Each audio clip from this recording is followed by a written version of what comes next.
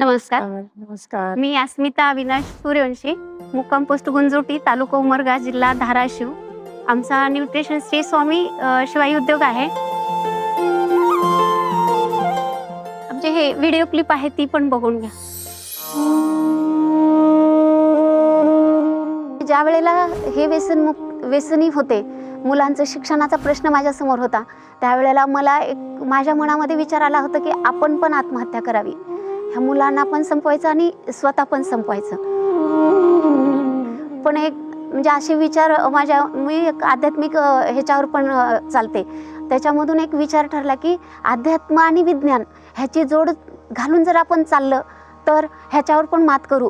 आणि मुलाचं शिक्षण आहे, मिस्टरांना व्यसनमुक्ती करायची आणि घरातली आर्थिक परिस्थिती सुधारायची, तर ह्याच्यावर पर्याय आपण काहीतरी करायला पाहिजे. ह्या एक स्वतःच्या विश्वासानं मी सुरुवात करायला केली. आणि ज्या वेळेला इकडं मशीन घेतली त्याच वेळेला मुलाला शाळेत घातलं आणि परत ह्यांना व्यसनमुक्तीसाठी नानीजधाम इथे रत्नागिरी जिल्ह्यात आम्ही व्यसनमुक्तीसाठी नेलं आणि तिथून आमची म्हणजे चांगल्या कामाला सुरुवातही झाली. माझा एक संदेश माझ्या माझ्या भगिनींना द्यायचा आहे. कसलाही प्रसंग आला, आर्थिक, मानसिक आणि शारीरिक कसलाही प्रसंग आला तर आत्महत्या करायला कोणीही जाऊ नये. वा, किती छान बोललीस. खूप मोठा मेसेज आहे हा. माझं लग्न झाल्यानंतर म्हणजे घरातली परिस्थिती चांगलीच होती आणि नंतर थोडं म्हणजे कर्ज झालं. आर्थिक अडचणीमुळं आमची जी शेती होती तर ती शेती पण विकावी लागली आणि नंतरचा प्रवास सुरू झाला. ते आर्थिक मदत मी कुठून असंही मागू शकत नव्हते. मग त्याच्यानंतर शेवयाचे जे विचार एक ठरला की गावाकडे उन्हाळ्यामध्ये शेवया तयार करतात, खायला आवडायचं पण कंटाळा यायचा करायला की ते हातावरच्या फिरवून करावं लागायचं. मग त्याच्यानंतर लहान मुलांना घेऊन मी चालू करायची, पण सारखं डोक्यात तेच विचार येऊ लागले आणि घरात विचारलं, मला घरातल्यांची संमती घेऊन काम करायचं होतं. त्यांना विचारलं तर लहान मुलं येतात, तू नको करू. तरी माझे सासऱ्यांनी त्यांनी पाठिंबा दिला की तिनं करायचं म्हणाले घरात बसून आणि मुलांना पण सांभाळते. आणि 15,000ची आम्ही मशीन घेतली. मग महिलांना घेतलं मी आणि आमचा एक गट स्थापन केला. पण विक्री करायला कसं करायचं म्हणून 2 मुलांना पण घेतलं. आणि जे आठवडी बाजार असते त्या ठिकाणी पण आम्ही द्यायला सुरू केलं. ते शेवायाले मावशी असे एक ओळख पण झाली. पण माझ्या डोक्यामध्ये एक सारखंच विचार करायची, ह्याच्यावर काहीतरी बदल करायचा आहे. आणि ह्याच्यामध्ये कोरोनाचा काळ आला मध्ये आणि त्याच्यामधून संध्याकाळच्या वेळेला एक न्यूज मी बघत होते की जे नूडल्स खाऊन मैद्याचे लहान मुलांना पोटाचे विकार होऊ लागले, असं एक ॲड बघितली मी. आणि त्याच्यानंतर एक विचार येऊ लागले की आपण जर ह्याच्यामध्ये काही बदल केला तर मग पालक, मेथी, शेवगा आणि गव्हांकूर पण आम्ही सुरू केली. आमच्या जे शेवया आहेत मिलेटमध्ये 8 प्रकारच्या आहेत. ज्वारी, बाजरी, नाचणी, सावा, राळे, भगर, कोडो आणि ब्राऊन टॉप. तर लहान मुलांना, स्तनदा माता, गरोदर माता, किशोर वयाची मुले, वयोवृद्ध आहेत, एक पोषक आहार म्हणून द्यावा असं एक माझ्यामध्ये डोक्यामध्ये एक कल्पना येऊ लागली आणि त्याच्यावर काम सुरू केलं. उमेद अभियानाकडनं RCTला पण प्रशिक्षण झालं माझं. त्याच्यानंतर न्यूट्रिशनचं कळालं.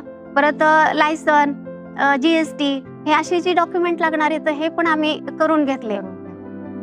आणि सर खास करून म्हणजे गव्हांकूरची शेवाई आहे तर कॅन्सर पेशंटसाठी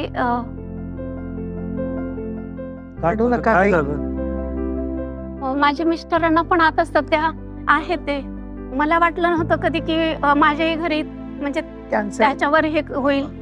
आज आहेत ते हॉस्पिटलमध्येच आहेत. म्हणजे कॅन्सर पेशंटसाठी खूप चांगलं आहे असं त्याचं हे झालेलं आहे. पहिल्यांदाच कुठेतरी गव्हांकूरची सेवा केली असेल. हा सर, रेडी टू ईट आमचा प्लॅन आहे पुढचा.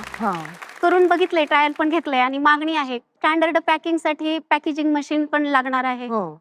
परत रोस्टेड आणि ड्रायर पण लागणार आहे. एखादं पिकअपची पण गरज लागणार आहे कारण मुलं जी आहेत तर हे बाहेरचं काम म्हणजे ऑनलाईनचं पण ते बघतायत. मी माझ्याकडून इतकी नक्की खात्री देते की पुणे आणि आजूबाजूच्या परिसरामध्ये जे चांगले डिस्ट्रीब्युटर्स आहेत त्यांच्याशी तुमचा डायरेक्ट संपर्क करून देणं ही जबाबदारी माझी. चालेल, मी नक्की करेन. मी आमच्या गावची मराठी शाळा गेले 3 वर्ष झालं दत्तक घेतलेली आहे आणखी एक आमच्या गावात एक गुरुकुल म्हणून एक आश्रम चालू आहे. तर मी तुम्हाला फक्त मिलेट कॅटेगरीमध्ये सांगतो. तुमच्या 1 टनाची ऑर्डर मी तुम्हाला आत्ता देतो. टप्प्याटप्प्याने मला 5-6 महिन्यात पूर्ण करा. चालेल, थँक्यू सर. आपका डेली का कितना आउटपुट आता है, कितना प्रोड्यूस करते हो आप? 1000 किलो तरी करू शकतो आम्ही 1 ton. One per ton day. Per day. Per day. That's huge. Sir उनका अभी एक ही प्रॉब्लम था, उनके पास प्रोडक्शन कैपेसिटी है, स्टोरेज. बस storage and sales. E commerce organisation वो चीज आपका प्रॉब्लम सॉल्व कर देगा. तुम्ही व्हिडिओ मध्ये जे म्हटला की मी काय क्षणाला गेलते की आता आपण थांबू आणि तिथून परत तुम्ही रिव्हर्स करून हा व्यवसाय उभा केला, त्याच्या बाबतीत म्हणजे आदर्शच आहात तुम्ही आता महाराष्ट्राचे, मला असं वाटायला लागलंय.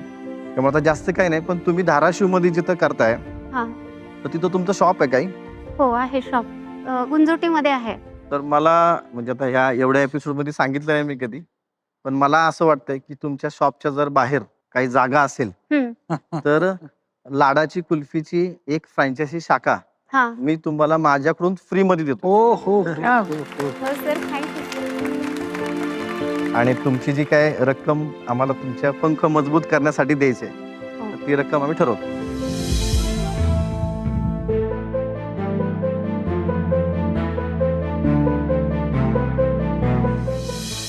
ताई, तुझ्या या सगळ्या कष्टाला आणि न हरण्याच्या जिद्दीला सलाम करून SBI फाउंडेशन आणि उमेद कडून तुला 6 लाखाची मदत करण्याचं आम्ही सगळ्यांनी ठरवलेलं आहे.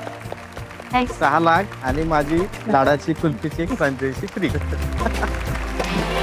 मला पंख मिळाले, मला पंख. सौदामिनी हँडलूम कडनं तुम्हाला खास साडी भेट.